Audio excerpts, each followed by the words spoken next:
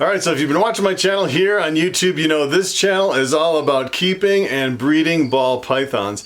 And a lot of people have asked me, how did I start in ball pythons? How did I get interested? How did I get obsessed with ball pythons? And I would say probably the #1 guy that really got me into it is Barczyk. And I don't know if you've ever heard of Barczyk. If you have his pet snake, you probably heard his name before. He's actually one of the biggest snake breeders in the entire world. As a matter of fact, at his facility, he had over 10,000 snakes that he was keeping and breeding. It was pretty amazing. And he's been pretty much in the ball python craze from the very beginning. And the first time I heard about him was kind of an interesting story. You know, for my whole life, I've been keeping and breeding different animals. I bred aquarium fish and chickens and ducks, and now I'm breeding cows and puppies and a whole bunch of stuff. And I didn't know anything about snakes other than when I was a kid, I used to catch snakes and they used to bite me, just garter snakes, and we used to tame them down and play with them. So I was really comfortable with snakes. I just didn't know anything about the reptile industry. And actually a few years ago, someone in the lunchroom when I was working a day job came up to me and showed me their phone, and they said, "Hey, take a look at this snake." And I couldn't believe it. It was a scaleless head ball python that just sold for $45,000. And I was like, what in the world is going on in the reptile industry? I have no clue that snakes were even worth that much. I didn't know anything about ball pythons or snakes or anything. So I started looking up on the internet ball pythons and breeding snakes. And of course, Barczyk comes up because he's got a lot of videos on there. And then I ran into his series called Snake Bites.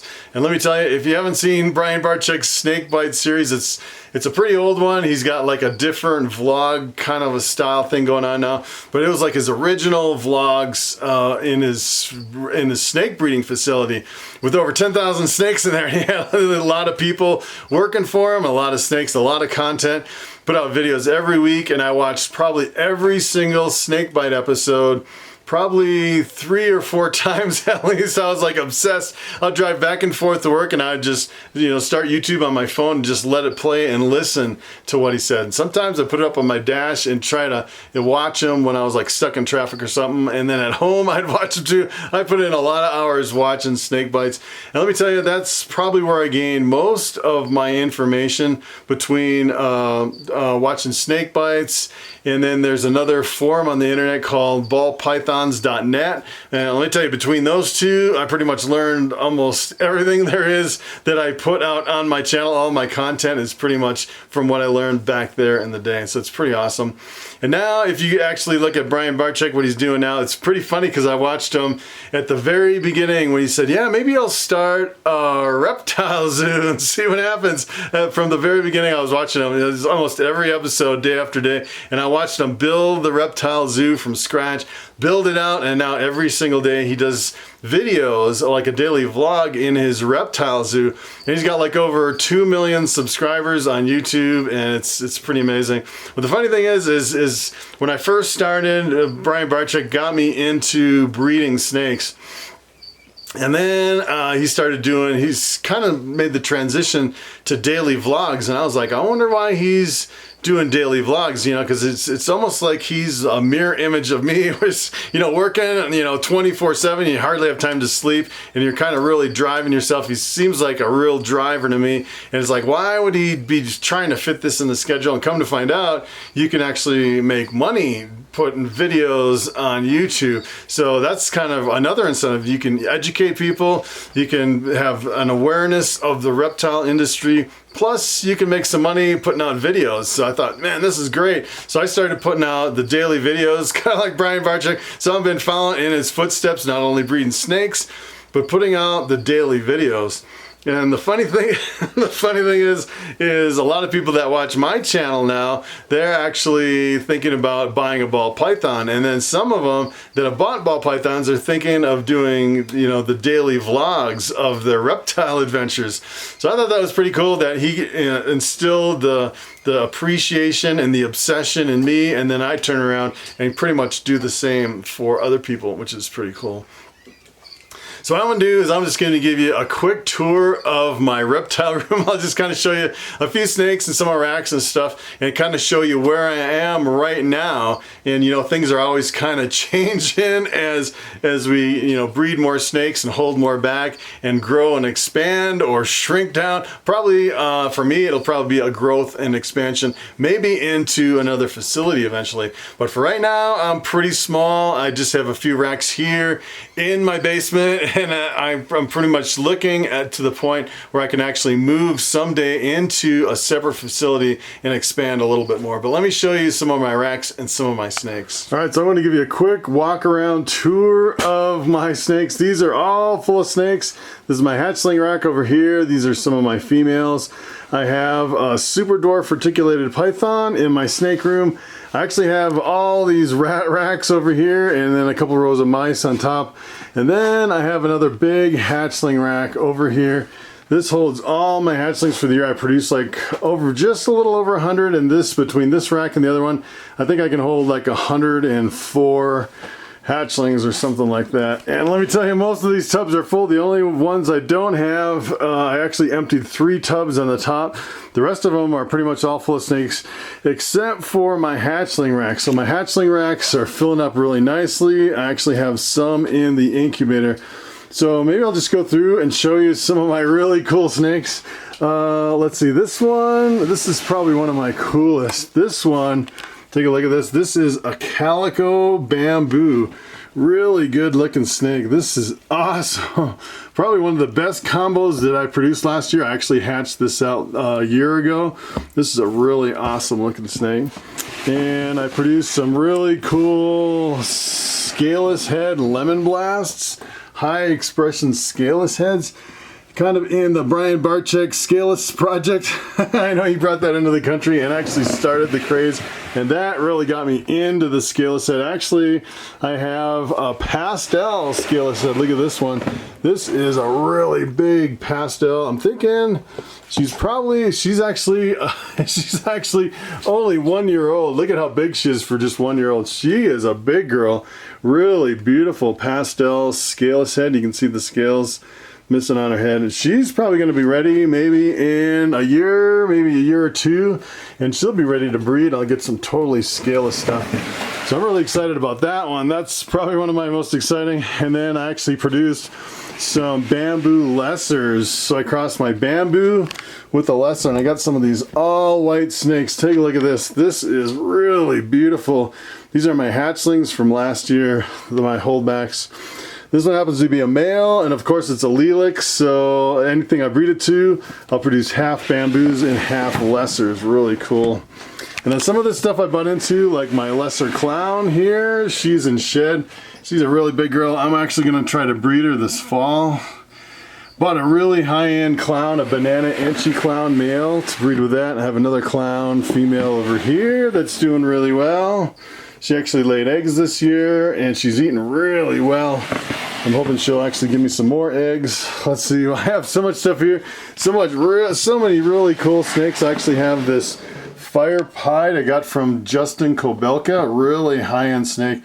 And actually, I paired that with a normal this year, and I produced some really cool fires, 100% head pied. This is a really cool project. This guy you really got to watch, because sometimes they'll come flying out, biting at you. Super aggressive feeder. This is actually a male. gotta watch the snappy end on this one, but this is a male desert ghost with the pastel gene in there too. Really beautiful snake. I actually paired them up, and I got some desert ghost stuff this year, some eggs in the incubator, and really cool. I actually have a female to go with that I tried to pair up this year, and she didn't actually go this year. She is a really good looking snake. This is a pastel spider desert ghost ball python. Really awesome. I was so bummed that one actually didn't lay eggs this year. And I got a whole bunch of stuff over here. Let's see, I got this pastel calico. This is actually what gave me the calico bamboos. This is a really beautiful female. I actually bought this as a full-grown adult on Morph Market. I think I bought her the year before last, so that was one of ones I actually bought into. I got a really nice coral glow male. Produced a lot of coral glows with this. This guy's been a really good breeder. 100% het pine. He is a stud. I actually got a bunch of eggs in the incubator from this guy. It's a really good looking snake. So I have a whole bunch of really cool stuff. It's like I don't even have, you know, in order to show you all this stuff, it would take me like an hour just to go through and show you this stuff. But this is my super dwarf. This is Sunny. I got into the super dwarf retics. And he's probably, he's been really fired up with the rats lately. He's been like leaping out, you know, almost kind of frightening the way he's been eating rats. He's really super aggressive. So I'm glad he's not lunging out today after me for some rats. He's been on a fast for a long time. I actually tried to breed him to my other reticulated python. I have one that's 50% Jampea dwarf. Her name is Lucy. I should show you that snake. All right, so this is Lucy. She actually lives in my basement here on my pool table in a 6-foot enclosure. I actually tried to breed her this year and it didn't look like she went. Actually, I fed her a whole bunch of rats and she's kind of digesting. She almost looks like she's full of eggs, but I don't think that she is. I just think it's the last bunch of rats that I fed her. It'd be nice if she actually laid a clutch of eggs because she'd probably lay like 30, 35 eggs, which would be pretty awesome. She weighs about 80 pounds. And when I got her, she was super small and you could just kind of wrap her around your wrist. She was so small. And now she's pretty difficult to handle. She's a sweetheart though. She's never really aggressively snapped at me like Sunny has, my other super dwarf. But this one, you know, since it's so big, it's just more of a challenge to handle just because of her weight. So here's my incubator. It's like a 6-foot tall beverage cooler and you can see it's full of eggs right now. I have probably 50 more eggs in there and yeah, I'm hoping that I'll actually expand at some point. I'll definitely need to expand this incubator and really I want to get out of my house at some point and get these into a real snake breeding facility to where I can actually expand and have a little more room. So I thought I'd show off just a few of my hatchlings, just kind of throw it in there. I have so much really cool stuff. It's so exciting just to show you this stuff. This actually hatched out, only ate one meal since it came out of the egg. Look at how tiny the snake is. This is a really good looking snake. This is a super pastel pinstripe 100% het desert ghost. So it's a super blast het desert ghost. It's really gonna be one of my holdbacks, really powerful breed. I'm hoping to get some of that into the desert ghost project and see what else I have here. I have some pinstripes, some pastels. I have a lesser. I always love just the straight lessers. These lessers just really super bright. Nothing like just a straight lesser. I just really like the intensity. You breed that with the bamboo and you get the blue-eyed leucistic, the all-white snakes. I have some normals. Actually, this one actually hit the lesser scaleless head. So this is kind of working off of Brian Barczyk's project. The scaleless head, I actually worked it into a lesser, and this is definitely going to be one of my holdbacks. Really, really excited about that project. And then I have some bamboos. This is from Bobby. I actually produced some bamboos, really good looking snakes. I love these bamboos. As a matter of fact, there's people waiting in line to get bamboos. They're so popular. It's pretty incredible. And let's see, I have another pastel up here. This pastel is one of the brightest pastels I've ever seen. Take a look at this. Look at how bright that thing is. It just glows. It's really crazy bright. I've seen some pastels in the past, but nothing really ever as bright as this pastel. I'm almost tempted to hold this back so I can work this specific line of pastel into some of my stuff. I have a whole bunch of really cool stuff I got. Let me show you this one. This is actually a fire. This came from that fire pied, so it's fire 100% het pied, and it's the first time I actually produced fire. So this is really awesome. I have so much stuff hatching out, and it's so cool. And it would take me like an hour to show you everything, but I just thought I'd show you kind of the highlights of some of my really cool, kind of my really exciting stuff coming out, and some of the really cool stuff that I already have. So if someone would ask me why I invested so much into ball pythons, I would say it's Brian's fault. He's the one who really stimulated my obsession. and got me into this hobby. And let me tell you, I have no regrets, and it's become a passion of mine. As a matter of fact, it's turned into an obsession. I could do this every single day. As a matter of fact, I never run out of content here on YouTube sharing my passion with these reptiles. There's always something new to discover and explore in the world of ball pythons. So that's pretty much it. Thanks for watching, and I will see you next time.